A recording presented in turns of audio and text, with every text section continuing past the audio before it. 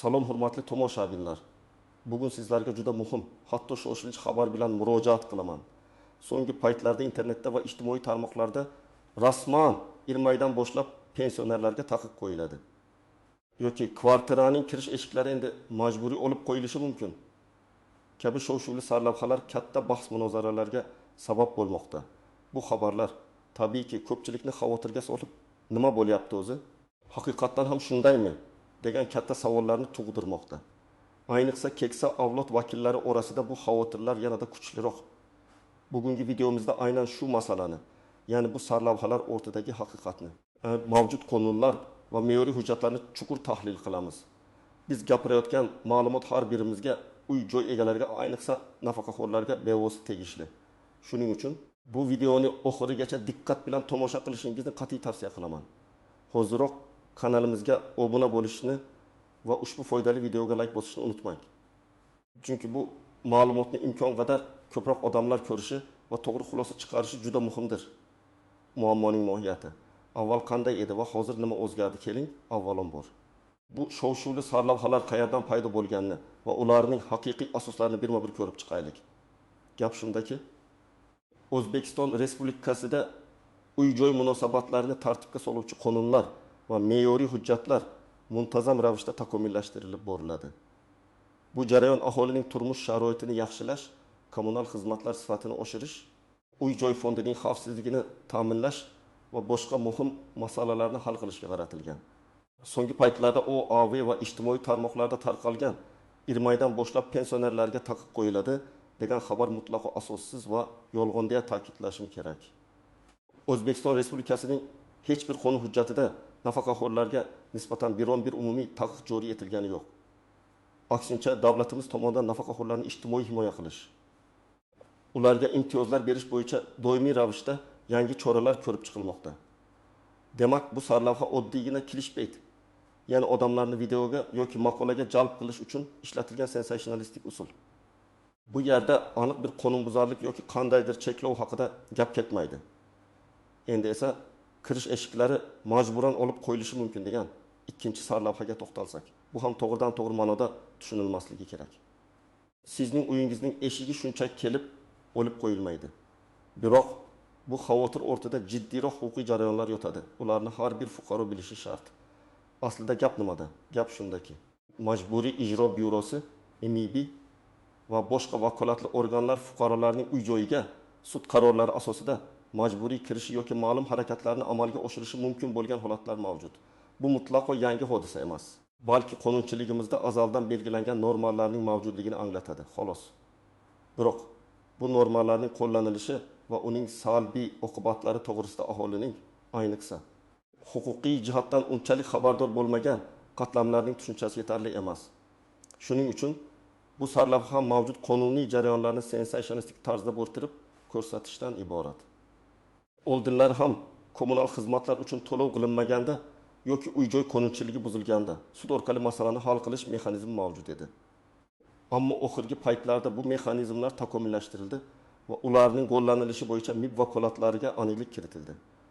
Xususan gaz, elektr energiyasi, suv ta'minoti kabi hayotiy muhim resurslar uchun to'lovlarning o'z vaqtida amalga oshirilmasligi, shuningdek xonadonda o'zboshimchalik bilan qayta qurish yoki buzish ishlarini amalga oshirish, avariya holatidagi uy-joylarda yashash xavfsizligi bo'yicha talablarga rioya qilmaslik kabi holatlar nazoratga olinmoqda.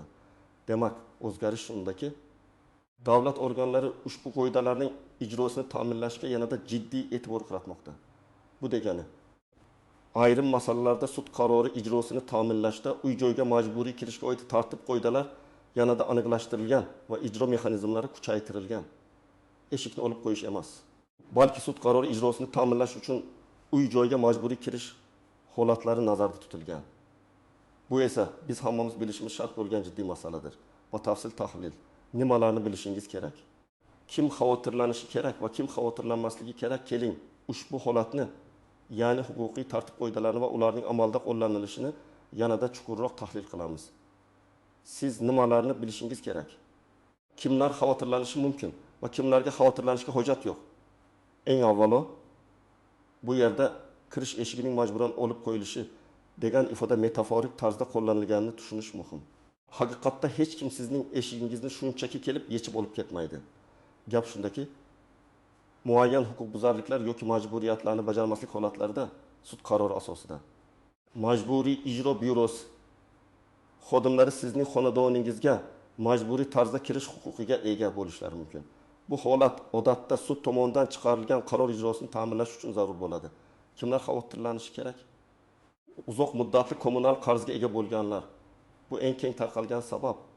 Agar siz elektr energiyasi, tabiiy gaz, ichimlik suvi, issiqlik ta'minoti, chiqindi yig'ish yoki uy-joy kommunal xizmatlar uchun to'lovlarni uzoq vaqt davomida amalga oshirmagan bo'lsangiz, xavotirga tushishingiz kerak. Misol begirin, tasavvur qiling, Toshkent shahrida yashovchi fuqaro A ismli shaxs 2 yil davomida elektr energiyasi va gaz uchun muntazam to'lovlarni amalga oshirmagan. Uning qarzi 20 million so'mdan oshib ketgan. Kommunal xizmat ko'rsatuvchi tashkilotlar unga ko'p marotaba ogohlantirishlar yuborgan, ammo u bunga e'tibor bermagan. Natijada kommunal xizmat ko'rsatuvchi tashkilot sudga murojaat qilgan va sud qarzini undirish bo'yicha qaror chiqargan. Sud qarori Majburiy ijro byurosiga MIB yuborilgan.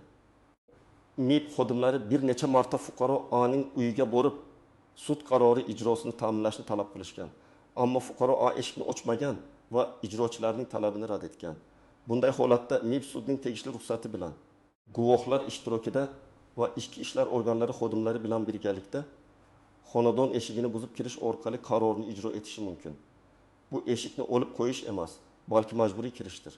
Kirishdan maqsad esa qarzni undirish uchun mol-mulkni xatlash yoki elektr va gaz ta'minotini uzib qo'yish bo'lishi mumkin. Bu holatda xarajatlar, jumladan buzilgan eshikni ta'mirlash xarajatlari ham qarz zimmasiga tushadi. 2. Majburiy tekshiruvlarga ruxsat bermaydiganlar. Gaz jihozlarining xavfsizligi, elektr simlarining holati, yong'in xavfsizlik qoidalari bo'yicha muntazam tekshiruvlar o'tkazilishi shart. Bu butun uy aholisining xavfsizligi uchun juda muhim. Agar siz ushbu tekshiruvlarga muntazam ravishda ruxsat bermasangiz, bu ham jiddiy oqibatlarga olib kelishi mumkin. Misol 2. Ko'p qavatli uyda yashovchi fuqaro B ismli shaxs har 6 oyda bir marta o'tkazilishi shart bo'lgan gaz ta'minot tizimining xavfsizlik tekshiruvlariga ketma-ket 3 marta ruxsat bermagan. Gaz ta'minot tashkiloti unga bir necha bor ogohlantirish xatlari yuborgan. Chunki nosoz gaz jihozlari portlash xavfini tug'diradi va butun uy aholisi uchun jiddiy tahdid hisoblanadi. Fuqaro B bu ogohlantirishlarga e'tibor bermagan. Natijada gaz ta'minoti tashkiloti sudga murojaat qilib, fuqaroning xonadoniga majburiy kirish uchun ruxsat olgan. Sud qarori asosida MIB xodimlari gaz xizmati vakillari bilan birga fuqaro B ning uyiga majburiy kirib, gaz jihozlarini tekshirgan va aniqlangan nosozliklarni bartaraf etgan. Bu jarayonda ham eshikka zarar yetkazilishi mumkin va bu xarajatlar fuqaro zimmasiga yuklatiladi. Uy joyda o'zboshimchalik bilan qayta qurish yoki buzish ishlarini amalga oshirganlar. Agar siz ruxsatsiz o'zboshimchalik bilan xonadoningizda qayta qurish, buzish yoki qo'shimcha qurilish ishlarini amalga oshirgan bo'lsangiz, ayniqsa bu ishlar binoning umumiy konstruksiyasiga, yuk ko'taruvchi devorlarga ta'sir qilsa yoki injenerlik kommunikatsiyalarni o'zgartirsa, bu ham jiddiy muammolarga olib keladi. Bu holatlar ham sud orqali hal etilishi mumkin. Misol 3 Farg'ona shahrida yashovchi fuqaro J ismli shaxs ko'p qavatli uyning birinchi qavatidagi o'z xonadonida o'zboshimchalik bilan oshxona va yotoqxona orasidagi yuk ko'taruvchi devorni to'liq buzib tashlagan. Bu ish binoning mustahkamligiga jiddiy xavf tug'dirgan va qo'shnilarning shikoyatiga sabab bo'lgan. Uy-joy kommunal ekspluatatsiya tashkiloti fuqaroga bir necha bor murojaat qilib, qoidabuzarlikni bartaraf etishni talab qilgan, ammo u rad etgan. Masala sudga oshirilgan va sud o'zboshimchalik bilan qilingan buzilishni bartaraf etish, ya'ni davrni qayta tiklash to'g'risida qaror chiqargan. Fuqaro Ch sud qarorini ijro etishdan bosh tortganligi sababli MIB xodimlari qurilish nazorati vakillari bilan birga uning uyiga majburiy kirib, davrni qayta tiklash ishlarini tashkillashtirishgan. Bu holatda ham MIB xodimlari sud qarori ijrosini ta'minlash uchun majburiy kirishga haqli bo'ladi. Pensionerlar haqida yuqorida aytilganidek, pensionerlarga nisbatan hech qanday maxsus taqiq yo'q. Biroq agar pensionerlar ham yuqorida sanab o'tilgan holatlardan biriga tushib qolsalar, masalan, kommunal qarzga ega bo'lsalar yoki tekshiruvlarga ruxsat bermasalar, ularga nisbatan ham umumiy qonuniy choralar qo'llaniladi. Davlat nafaqaxo'rlarni ijtimoiy himoya qiladi. Lekin qonun oldida hamma barobar. Kimlar xavotirlanmasligi kerak? Agar siz o'z kommunal to'lovlaringizni o'z vaqtida va to'liq to'lab borsangiz, gaz, elektr, suv ta'minoti kabi xizmatlar bo'yicha majburiy tekshiruvlarga ruxsat bersangiz, o'zboshimchalik bilan hech qanday qayta qurish ishlarini qilmasangiz, sizga mutlaqo xavotirlanishga hojat yo'q. MIB xodimlari yoki boshqa vakolatli organlar sizning uyingizga hech qanday sababsiz yoki sud qarorisiz kira olmaydi. Sizning uy-joy daxlsizligingiz konstitutsiya va qonunlar bilan kafolatlangan. MIB xodimlari faqat sudning qonuniy kuchga kirgan qarori asosida harakat qiladilar. Istisnolar, tuzoqlar va noaniq jihatlar bu borada bir qator istisnolar. Tuzoqlar va ba'zan oddiy fuqaro tushunishi qiyin bo'lgan noaniq jihatlar mavjud. Ularni bilish sizni ko'plab muammolardan saqlab qolishi mumkin. 1. Qonuniy kirishning shartlari. MIB xodimlari yoki boshqa vakolatli organlar sizning xonadoningizga faqatgina sudning qonuniy kuchga kirgan qarori yoki ijro hujjatiga asosan kirishi mumkin. Bu shuni anglatadiki, sizning uyingizga kirish uchun ularda yozma shaklda rasmiylashtirilgan hujjat bo'lishi shart. Boshqa hech qanday holatda, masalan, shunchaki og'zaki talab yoki shubha asosida sizning uyingizga kirishga haqli emaslar. MIB xodimlari uyga kirishdan oldin o'z xizmat guvohnomalarini ko'rsatishlari, sud qarorining asl nusxasini yoki uning tasdiqlangan nusxasini taqdim etishlari, shuningdek, ijro harakatining maqsadini aniq tushuntirishlari shart. Har qanday ijro harakatlari odatda 2 nafar xolis guvoh ishtirokida amalga oshiriladi. Bu holatda sizdan ham ushbu guvohlarning shaxsini va holatni tasdiqlashni talab qilish huquqingiz bor ikkiga. Noqonuniy kirish va firibgarlik tuzog'i. Afsuski, ba'zi bir videoli bo'lmagan shaxslar ba'zan o'zlarini kommunal xizmat vakillari yoki MIB xodimlari deb tanishtirib, firibgarlik yo'li bilan fuqarolarning uylariga kirishga urinishlari mumkin. Ular turli bahonalar bilan, masalan, gazni tekshirish, elektr hisoblagichini almashtirish, qarzingiz borligi sababli mol-mulkni ro'yxatga olish kabi vajlar bilan sizni chalg'itishga harakat qilishadi. Tuzoq firibgarlar ko'pincha keksa yoshdagi fuqarolarni nishonga oladi. Chunki ular ko'pincha huquqiy jihatdan unchalik xabardor bo'lmasliklari mumkin. Ular MIB yoki kommunal xizmat vakili qiyofasida kelib, go'yoki sizda katta qarz borligini aytib, o'sha joyda chegirma bilan to'lashni taklif qilishadi yoki uyga kirib qimmatbaho buyumlarni o'g'irlashga urinishadi. Himoya har doim sizning uyingizga kelgan shaxslarning xizmat guvohnomalarini talab qiling. Kommunal xizmat vakillari yoki MIB xodimlari sizning uyingizga kirishga urinishlarda shubha tug'dirsa, darhol tegishli tashkilotga yoki 102 raqamiga qo'ng'iroq qilib, ularning shaxsini va tashrif maqsadini aniqlang. Eshitmagan bo'lsangiz, eshikni ochmang. Sud qarori bo'lmaguncha sizning uyingizga kirishga hech kimning haqqi yo'q. 3. Mulkiy huquqlar va umumiy majburiyatlar o'rtasidagi muvozanat. Sizning uy joyingiz sizning shaxsiy mulkingiz va bu daxlsizlik konstitutsiya tomonidan kafolatlangan. Biroq ko'p qavatli uylarda yashash ma'lum bir umumiy majburiyatlarni ham yuklaydi. Masalan, umumiy foydalanishdagi gaz quvurlari, elektr simlari, suv ta'minoti va kanalizatsiya tizimlari butun uy aholisining xavfsizligi va qulayligi uchun bir xil darajada muhimdir. Agar sizning xonadoningizdagi nosozliklar butun uy uchun xavf tug'dirsa yoki qo'shnilarga noqulayliklar keltirib chiqarsa, sizning mulkiy daxlsizligingiz umumiy xavfsizlik va jamoatchilik manfaatlari bilan cheklanishi mumkin. Bu holatlarda ham sud orqali qonuniy tartibda masalaga yechim topiladi. Noaniq jihatlar. Ba'zan qonunchilikda avariyalarni bartaraf etish yoki favqulodda holatlarda xonadonga kirish imkoniyatlari belgilanadi. Masalan, pastki qavatdagi qo'shningizning xonadonida suv jo'mragidan suv oqib, sizni uyingizni suv bosayotgan bo'lsa va qo'shningiz uyda bo'lmasa, ma'muriy organlar tegishli hujjatlar va guvohlar ishtirokida uyga kirib, avariyani bartaraf etishi mumkin. Bunday holatlar uchun ham aniq tartib-qoidalar mavjud. Amaliy maslahatlar. Tomoshabin nima qilishi kerak, hurmatli tomoshabinlar? Endi siz bu vaziyatda nima qilishingiz kerakligi haqida aniq amaliy maslahatlarni beraman. Bu maslahatlar sizni kutilmagan muammolardan himoya qilishga va huquqlaringizni himoya qilishga yordam beradi. 1. Kommunal to'lovlarni o'z vaqtida va muntazam to'lang. Bu eng asosiy va eng muhim qadam. Har oy o'z kommunal to'lovlaringizni elektr, gaz, suv, issiqlik, chiqindi va boshqalar muntazam ravishda tekshirib boring va belgilangan muddatlarda to'lang. Bugungi kunda bu jarayonni onlayn platformalar, masalan, Paynet, Click Payme ilovalari yoki banklarning mobil ilovalari orqali juda oson amalga oshirish mumkin. Maslahat: har oy oxirida yoki keyingi oy boshida to'lov cheklarini saqlab qo'ying. Elektron cheklarni ekranda saqlash yoki elektron pochta orqali olish ham mumkin. Agar kelajakda qandaydir tushunmovchiliklar yuzaga kelsa, bu cheklar sizning to'lovni amalga oshirganingizni tasdiqlovchi asosiy dalil bo'lib xizmat qiladi. 2. Qarzingiz bo'lsa, zudlik bilan harakat qiling. Agar sizda kommunal xizmatlardan qarz yig'ilib qolgan bo'lsa, uni yashirmang. Zudlik bilan tegishli kommunal xizmat ko'rsatuvchi tashkilotga, gaz idorasi, elektr ta'minoti korxonasi, suv ta'minoti idorasi, MIX yoki shirkat murojaat qiling. Ko'pincha ular bilan to'lovni bo'lib to'lash grafik asosida bo'yicha kelishuvga erishish mumkin. Kommunal tashkilotlar qarzni undirish uchun sudga murojaat qilishdan oldin sizga bir necha bor ogohlantirish yuborishlari shart. Bu ogohlantirishlarga e'tiborsiz bo'lmang. Har qanday ogohlantirish xatlarini saqlab qo'ying. Agar qarz bo'yicha sudga chaqirilsangiz, sud majlisiga borib, o'z holatingizni tushuntiring va sud bilan to'lovni hal qilish yo'llarini muhokama qiling. O'tu. Tekshiruvlarga ruxsat bering, lekin ehtiyot bo'ling. Gaz, elektr, yong'in va xavfsizligi bo'yicha tekshiruvchilar sizning uyingizga kelganda ularning xizmat guvohnomalarini talab qiling va tashrif maqsadini aniq tushuntirishlarini so'rang. Agar ular o'z guvohnomalarini ko'rsatishdan bosh tortsalar yoki sizda shubha tug'dirsa, ularni uyiga kiritmang.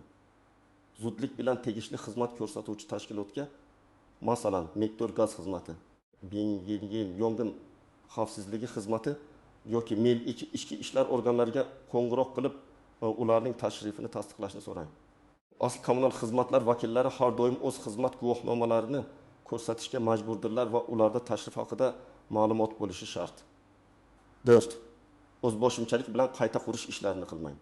Agar siz xonadoningizda qayta qurish, buzish yoki qo'shimcha qurilish ishlarini rejalashtirgan bo'lsangiz, avvalo tegishli ruxsatnomalarni oling.